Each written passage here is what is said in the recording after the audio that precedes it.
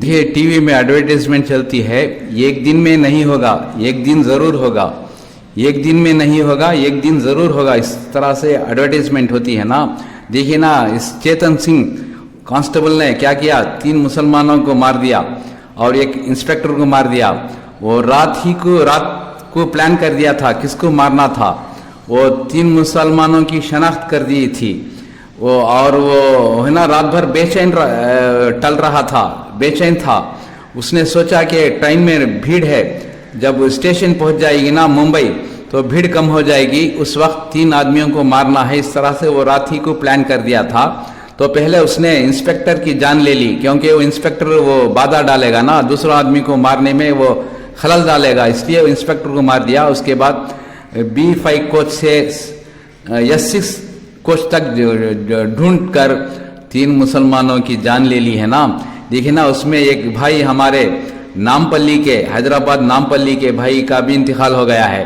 देखिए ना, ये 3 आदमी मुसलमान वो जन्नत चले जाएंगे, क्योंकि ये शहीदी मर्तबा है ना, ये मजलूम है, इनको अल्लाह ताला जन्नत दे देगा, क्योंकि नाहक इनकी जान चली गई है।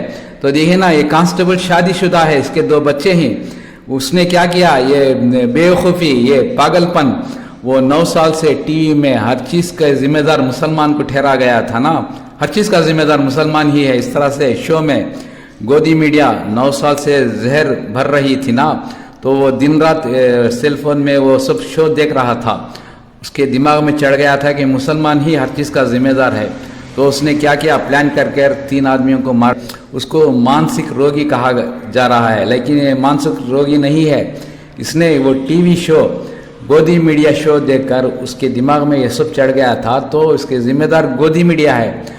गोदी मीडिया करोड़ों रुपए लेकर अपना काम करती है, लेकिन इसने क्या किया, अपने दिमाग में ये सब लेकर मुसलमान को जिम्मेदार मानकर मार डाला, अपनी ज़िंदगी बर्बाद कर डाली। क्योंकि उसके 2 बच्चे हैं, बीवी है, तो खुद भी बर्बाद हो गया और 3 मुसलमानों को मार दिया नाहक।